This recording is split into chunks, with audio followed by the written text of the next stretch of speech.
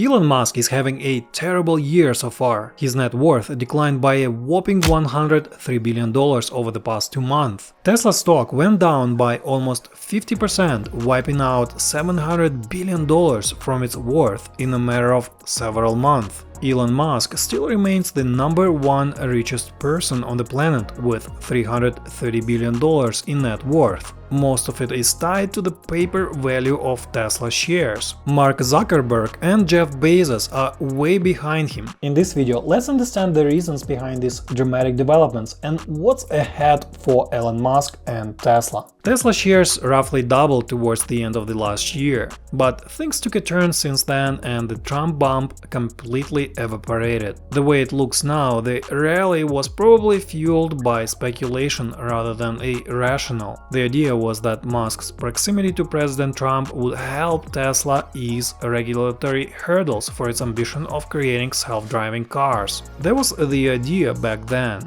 but digging deeper, the argument was largely misplaced. According to Bloomberg, federal laws are not the thing that Tesla should be worried about.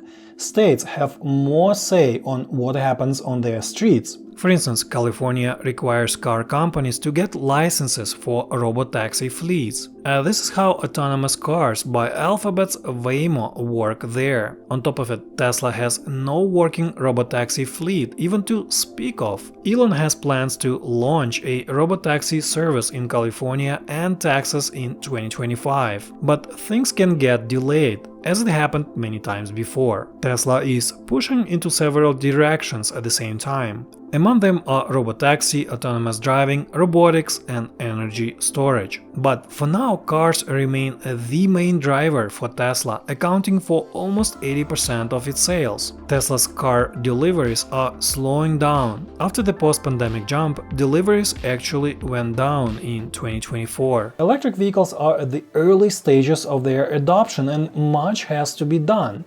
For example, charging infrastructure is not as widespread, and it's especially true if you go outside of packed urban areas. On top of it, charging times remain an issue compared to gasoline cars. True, most people who buy Teslas are homeowners who have the ability to charge their cars at home. But outside of that, if you live in an apartment building, the chances are you don't have that at your disposal. Add to that the fact that not everyone can afford an electric car, which for now remains pricey. Elon Musk is promising to deliver a $25,000 car in 2025.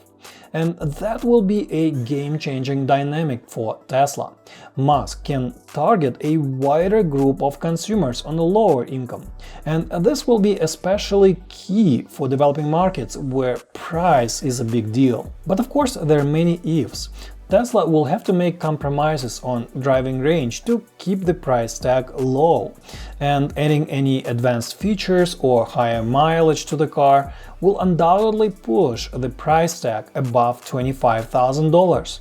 And still, this is a right step in the right direction. But the biggest elephant in the room is the unfolding backlash against the brand. Many blame Elon Musk and his politics for that. This has been especially pronounced in regions that see Musk and Trump as a threat to their order. In Oregon, there were 3 violent attacks on Tesla stores with gunshots fired. But the real damage is more pronounced in sales figures. Many consumers are boycotting Teslas. Nowhere it's more visible than in Europe. In France, Tesla's sales declined by 26% last month. In Germany, sales declined by 76% in February compared to a year ago.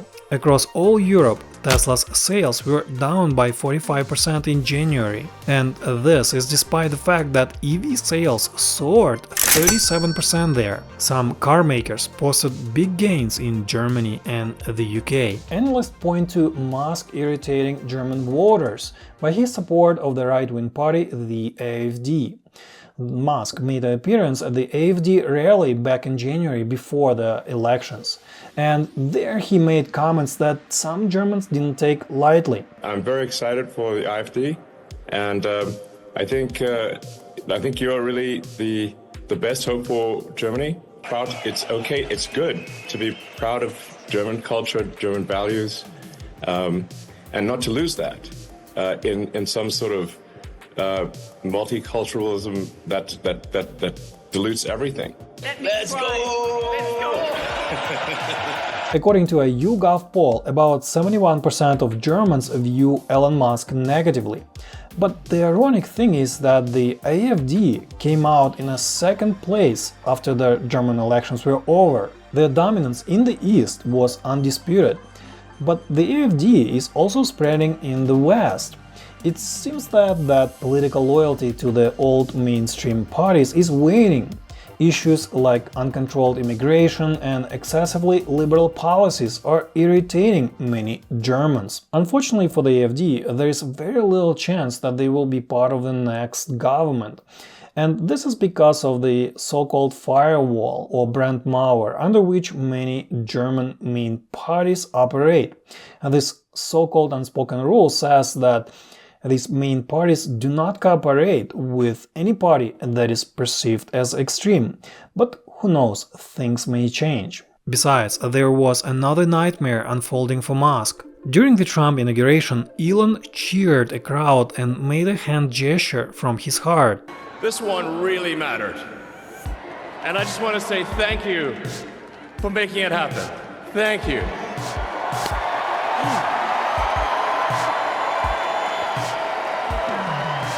My heart goes out to you. Many mass media outlets picked it up as a Nazi salute, despite Musk repeatedly refuting it. But it was obviously meant in the most positive spirit possible. Yes. And now I can never point at things diagonally. I can only point at things there and there. Unfortunately for Elon, perception proves to be more important than his words. Musk's involvement in DOGE, or Department of Government Efficiency, is not winning friends among certain group of consumers. There was a lot of news coming out how DOGE is cutting US aid or firing federal workers. The way I see it is that the US government is so bloated and inefficient that they don't even know what's going on their books. Let me give you a very small example based on my personal experience. If you're a small business owner in the US, you know that you can file many forms electronically with the states like Florida, New York, or Virginia. But what about the IRS? The IRS still requires mailing certain tax forms. And it's just beyond me why paper filing still exists in the 21st century. DOGE should identify this and many other regulatory areas that are wasteful and burdensome for small business owners. And there are many other things that DOGE and Elon Musk uncovered. Among them are things like millions of dead people that are still registered with the Social Security as alive. True, these things were known before, but yet nothing got done about it. Here's what Elon Musk said about this. We found, just with a basic search of the Social Security database, that there were 20 million dead people marked as alive.